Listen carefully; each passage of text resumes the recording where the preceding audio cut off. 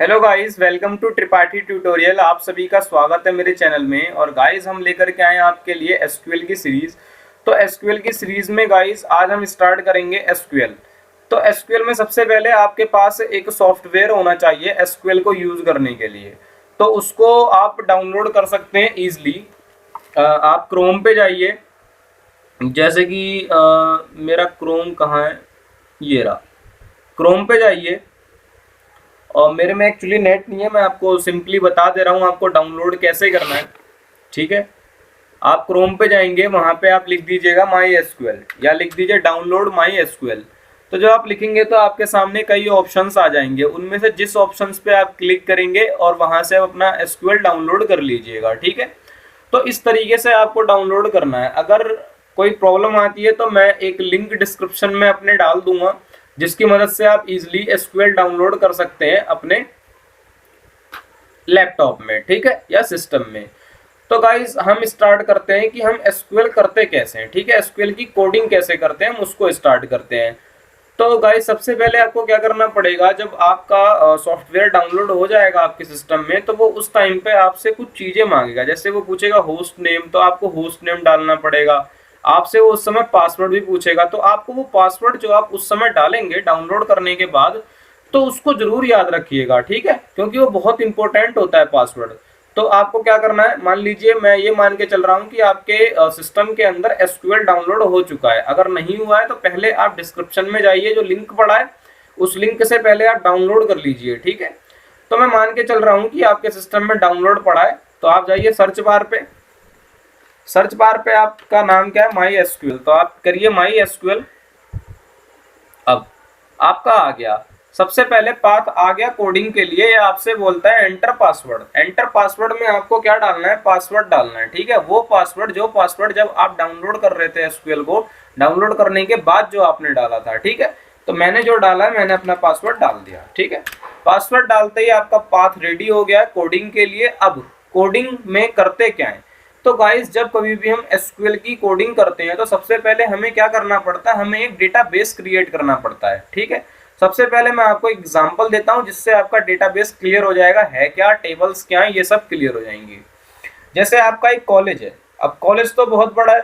ठीक है, तो कॉलेज के अंदर आप क्या करते हो, कॉलेज के अंदर आप एक स्टूडेंट का डेटा बनाते हो, और किसका, फैकल्टी का अलग डेटा बनाओगे, डिपार्टमेंट का अलग डेटा बनाओगे, बनाते हैं आप। ठीक है, तो वो क्या है, यहाँ पर आपका कॉलेज एक पूरा डेटाबेस है। ठीक है, अब कॉलेज एक डेटाबेस है, उसके अंदर कुछ टेबल्स आप बना रहे हैं, और पहली टेबल फैकल्टी की बना रहे हैं, फैकल्टी के बारे में डेटा स्टोर कर रहे हैं उसके अंदर, फिर स्टूडेंट के बारे में डेटा स्टोर कर रहे हैं, फिर डिपार्टमेंट का डेटा स्टोर कर रहे हैं। तो पूरा क्या है, पूरा एक कॉलेज आपका डेटाबेस है, उसके अंदर आप अपना डेटा स्टोर कर रहे हैं। ठीक है, तो group of data is called database, मतलब टेबल्स का ग्रुप एक डेटा के रूप में आप इसके अंदर स्टोर करते हैं। ठीक है, तो चलिए एग्जांपल्स के साथ देखते हैं ताकि अच्छे से क्लियर हो जाए।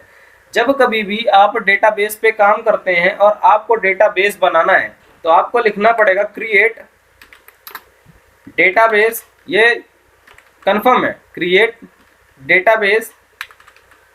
अब क्रिएट डेटाबेस के बाद आप लिख दीजिए अपने डेटाबेस का नाम, जो भी आप अपने डेटाबेस का नाम लिखना चाहते हैं।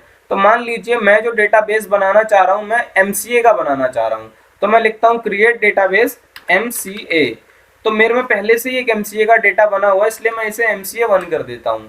तो क्रिएट डेटाबेस MCA1, मतलब जब कभी भी आप अपना डेटाबेस बनाएंगे तो आपको कमांड जो लिखनी है वो लिखनी है क्रिएट डेटाबेस। ये तो कंफर्म है। उसके बाद आप अपने जो भी नाम देना चाहते हैं डेटाबेस का, वो नाम दे दीजिए। मैंने क्या नाम दिया, MCA फर्स्ट। ठीक है, अब आपका डेटाबेस बन चुका है। आप इसे क्या लिखेंगे, यूज, जब जिस भी, सबसे पहले चलिए ठीक है, आपने डेटाबेस बना लिया। ठीक है, अब आपको कैसे पता लगेगा कि मेरा डेटाबेस बन चुका है या नहीं बन चुका है, या आपके सिस्टम के अंदर कितने डेटाबेस बने हुए हैं, तो उसको कैसे चेक करते हैं। तो उसके लिए आपकी क्यूरी है शो डेटाबेस, शो डेटाबेसिस, और फिर टर्मिनेटर। तो ये आपको बता देगा कि आपके सिस्टम के अंदर, आपके सॉफ्टवेयर में कितने सारे डेटाबेस बने हुए हैं। जैसे मेरे इसमें कितने सारे डेटाबेस बने हुए हैं, जितने भी डेटाबेस मैंने इसमें बनाए हैं, इसने सबको ला करके मुझे दे दिया। और हमने अभी अभी एक डेटाबेस बनाया था MCA फर्स्ट का, ये देखिए, ये रहा। ठीक है, तो आपको समझ में आ चुका है कि डेटाबेस क्रिएट कैसे करना है और डेटाबेस हम चेक कैसे कर सकते हैं। ठीक है, अब डेटाबेस क्रिएट कैसे करना है आपको पता लग गया, और आपके सिस्टम सॉफ्टवेयर के अंदर कितने सारे आपने डेटाबेस बनाए हैं वो कैसे चेक करना है वो भी आपको समझ में आ गया। अब हम बढ़ते हैं आगे। ठीक है, तो अब मुझे क्या करना है, मैंने डेटाबेस तो बना लिया, अब उस डेटाबेस को मुझे यूज करना है। यूज का मतलब क्या है कि मैं उसमें काम करना चाहता हूं, तो उसके लिए आपको क्या लिखना पड़ेगा, उसके लिए आपको लिखना पड़ेगा, जब कभी भी आप किसी आपने डेटाबेस बना लिया, आपने डेटाबेस बना लिया, लेकिन अब आप उस डेटाबेस के अंदर काम करना चाहते हैं, तो जब आप काम करना चाहते हैं तो आपको लिखना पड़ेगा यूज और डेटाबेस का नाम। तो मेरे डेटाबेस का नाम क्या था, MCA फर्स्ट, तो मैंने लिखा यूज MCA1। ठीक है, तो उसने बोल दिया डेटाबेस चेंज। अब आप इसके अंदर काम कर सकते हैं। ठीक है, अब मुझे इसके अंदर क्या करना है, एक टेबल बनानी है। तो जब कभी भी हम टेबल बनाते हैं तो टेबल कैसे बनाते हैं ये देखिए, उसकी क्या क्यूरी होती है।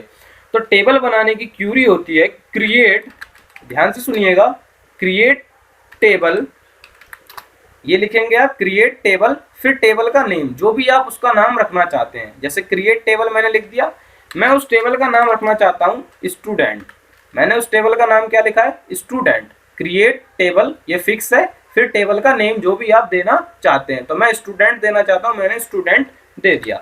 उसके बाद ब्रैकेट लगाइए। अब आप इसके अंदर क्या क्या डालना चाहते हैं, तो मैं डालना चाहता हूं स्टूडेंट का रोल नंबर। ठीक है, रोल नंबर के बाद मैं डालना चाहता हूं, उसका नाम डालना चाहता हूं, उसके मार्क्स डालना चाहता हूं, और उसका कोर्स डालना चाहता हूं कि वो कौन से कोर्स का है। ठीक है, तो सबसे पहले मैं डालता हूं रोल नंबर, रोल नंबर। ठीक है, अब गाइस आप ऐसे यहां पर नहीं दे सकते, रोल के बाद आप स्पेस देके नंबर नहीं दे सकते। अगर आप लिखना चाहते हैं तो आप अंडरस्कोर का यूज करेंगे, लेकिन आप स्पेस नहीं दे सकते। ठीक है, तो मैं साथ ही लिख देता हूं रोल नंबर।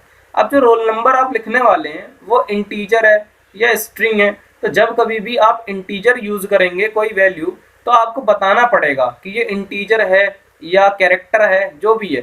तो रोल नंबर क्या होता है, बेसिकली रोल नंबर इंटीजर में होता है, तो मैं लिखता हूँ रोल नंबर और एक स्पेस दिया मैंने, इसके बाद लिख देंगे हम इंट।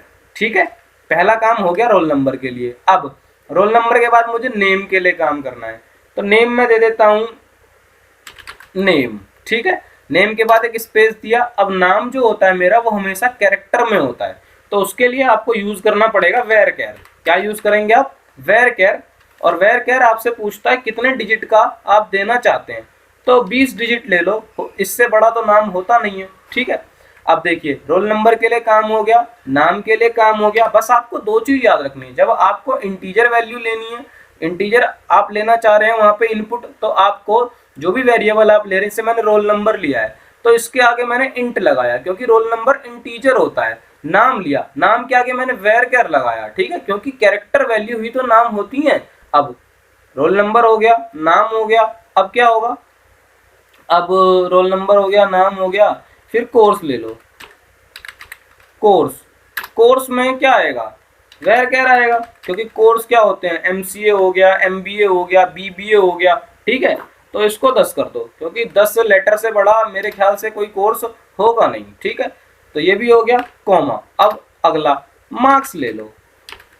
मार्क्स किस में आते हैं, इंटीजर में, तो इंट लगा दो। ठीक है, इसके बाद कुछ नहीं करना, अपना ब्रैकेट क्लोज करिए और टर्मिनेटर लगाइए। ठीक है, ये नीचे लिख के आ गया क्यूरी ओके और 0 रो अफेक्टेड। ठीक है, इसका मतलब क्या है कि आपकी जो क्यूरी है ये ओके हो चुकी है, मतलब आपकी स्टूडेंट नाम की जो टेबल है वो MCA नाम के डेटाबेस के अंदर बन चुकी है। अब आपने अभी सीखा कि हम डेटाबेस कैसे बनाते हैं, फिर आपने ये सीख लिया कि हमारे कितने डेटाबेस बने हुए हैं टोटल, हमारे सिस्टम, हमारे सॉफ्टवेयर में, हमारे सिस्टम में कितने टोटल डेटाबेस बने हुए हैं, आपने वो भी सीख लिया। अब MCA के अंदर आपने टेबल बनाई है। अब आपको ये भी चेक करना है, मान लीजिए आपने टेबल अभी बना दी और उसके बाद आपने क्या किया, काम खत्म कर दिया, आप चले गए। अब आप आए और आपको सबसे पहले आप क्या करेंगे, सबसे पहले आप आएंगे, चेक करेंगे शो डेटाबेसिस से कि मेरे इसमें कितने डेटाबेस हैं। मान लीजिए मेरे को MCA के डेटाबेस पे काम करना है, तो अब जब आप MCA का डेटाबेस उठाएंगे तो उसके अंदर आपने हजारों टेबल बना रखी हैं। अभी तो एक टेबल है तो आपको याद हो जाएगी।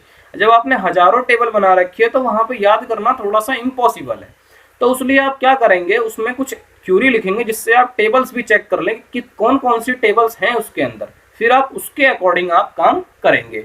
तो डेटाबेस के अंदर कितनी टेबल हैं वो कैसे चेक करते हैं, उसके लिए क्यूरी है शो टेबल्स, बस कुछ नहीं, शो टेबल्स। ये देखिए, तो कहता है टेबल इन एमसीए फर्स्ट स्टूडेंट, क्योंकि मैंने एक ही टेबल बनाई थी। ठीक है, तो आई होप गाइस आपको इतना समझ में आया होगा। इसके आगे की बात हम करेंगे नेक्स्ट वीडियो में, और नेक्स्ट वीडियो में हम सीखेंगे दोबारा टेबल बनाना, और टेबल के अंदर हम डेटा कैसे स्टोर कर सकते हैं वो सीखेंगे। ठीक है, अगर आपको मेरी वीडियो अच्छी लगी प्लीज मेरे चैनल को लाइक करिए, सब्सक्राइब करिए और शेयर करना ना भूलिए। Thank you so much.